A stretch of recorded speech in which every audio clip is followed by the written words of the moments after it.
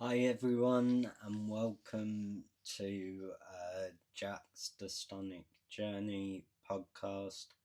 I haven't done a podcast in a while about Dystonia because I've just been here, there, and everywhere with other videos and stuff. So if you want to check those out, um, they'll be in my channel, and you can like them or yeah. So Dystonia for me is quite challenging. Um, I've always had a tremor from quite young, and then that tremor developed into um, dystonic movements in my neck, which I I grew up with, and I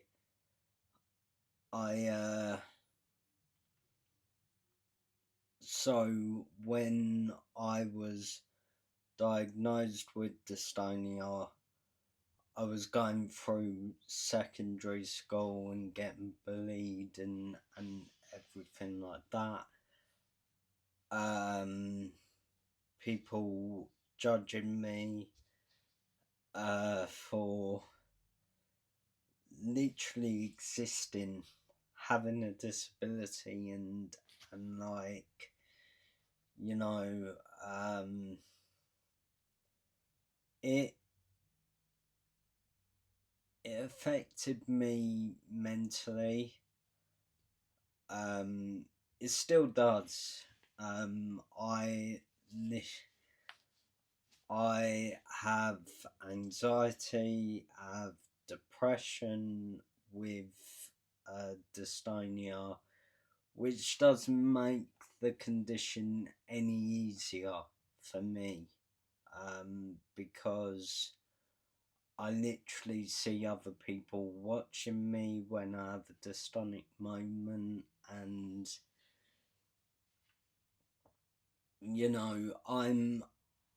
I've already thought about what they are thinking and stuff like that. So already so I've basically been and what mental health for me does, it is very isolating. So I will shut myself away from people because of my condition, because basically I don't want to add more stress to what I currently deal with. Um,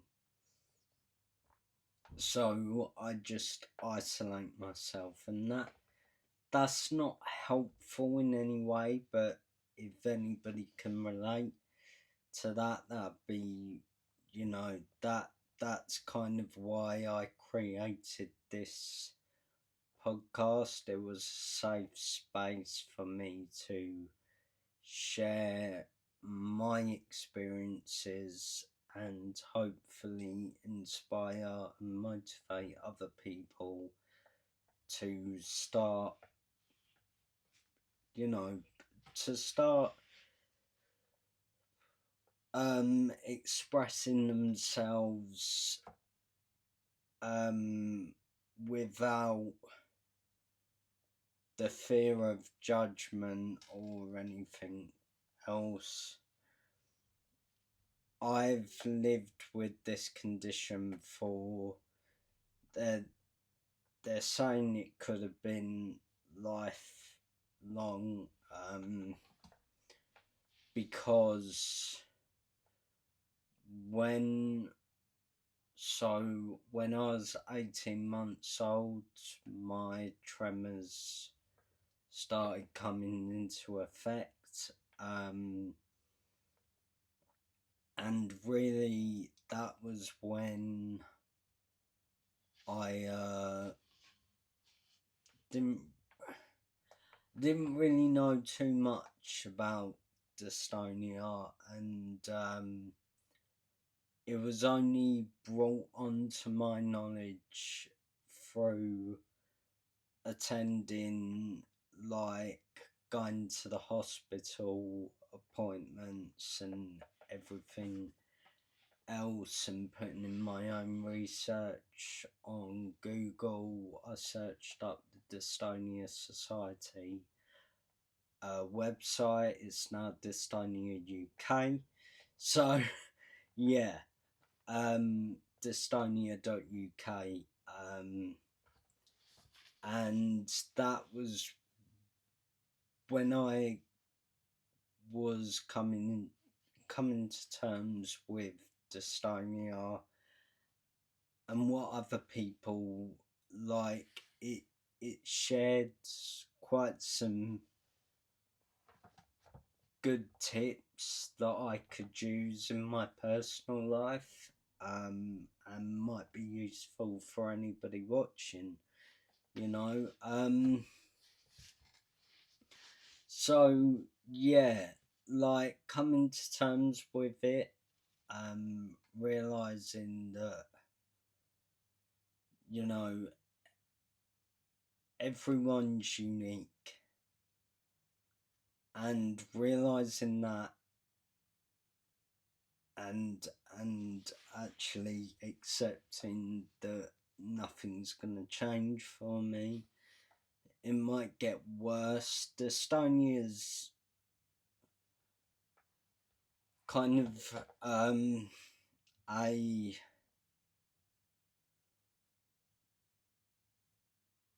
it like, when I was going through hospital and attending appointments, no one really knew what, no one had the research or anything else.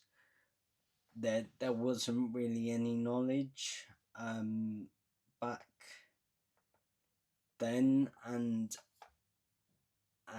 I always feared that if I saw another person with dystonia, that would set my dystonia off, and then it would be like a domino effect.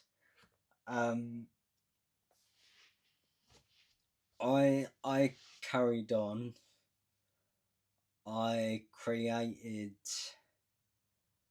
a TikTok channel, and what I wanted to do through that was to continue my acting. So I've always been into acting and performing, and like those things, kind of, when I'm focused on other things, and when I'm focused on acting in general, my dystonia lessens, because I'm focusing on what the character would do and not what Jack would do, kind of thing. So it's catch-22. I really love acting. I've loved it from really little, and it's really helped me in confidence terms to basically start a journey. And this podcast is all about journeys. We don't know where the end is. We're just coaxing along, kind of thing, and and I've always been inspired by other people's stories. Obviously, people have shared their stories with neurological conditions, and stuff, and that helps because it spreads awareness for their conditions, and it's like, because dystonia is a vast spectrum, so it can affect anywhere in the body. It can affect, because dystonia for me is brought on by anxiety, stress, everything that mounts up for me personally. And I'm just creating these videos basically get like a following, and maybe you find these videos help you. Feel staying active for me, like going out for walks, going out for walk and talks, and like, you know, not being stuck in my own space, because it's very lonely as a dystonic person, as a neurodivergent person. Yeah, it's quite hard, but we keep going. Dystonia, for me, it's quite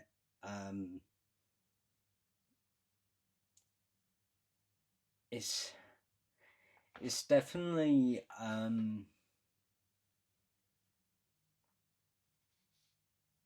good that I can talk and share my experiences, but also I want to. So I've had comments in the past saying, "Well, you've shared your monologue. What do you want us to do with it?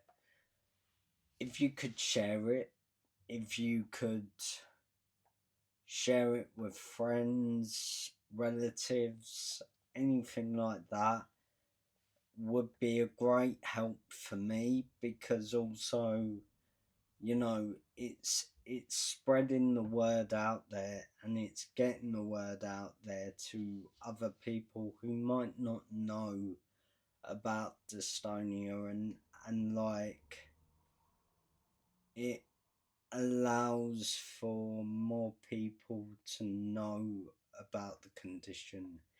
It's kind of so I've done quite a lot of research on other neurological conditions, like Parkinson's.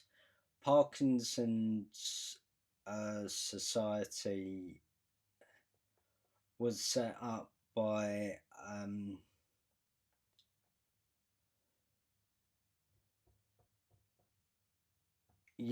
like Parkinson's, everyone knows it.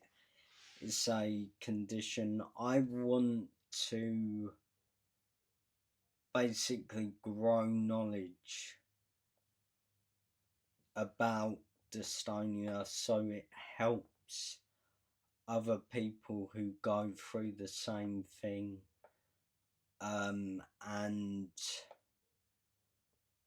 to to um to help them relate in some way, whether that be from my own experiences, or like other experiences. You know, like,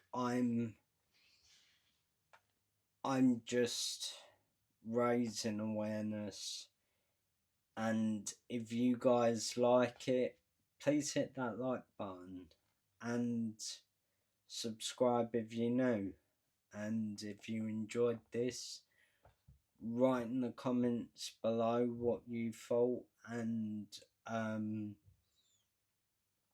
also write in the comments if you have a condition that you want to raise awareness for, because I'm all for that.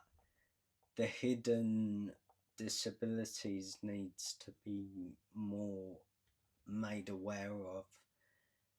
And if you have a condition that you feel that isn't getting the most attention, please put it down in the comments below. And if you liked this video, hit the like button, subscribe if you're new, and I'll see you in the next one. Peace, guys.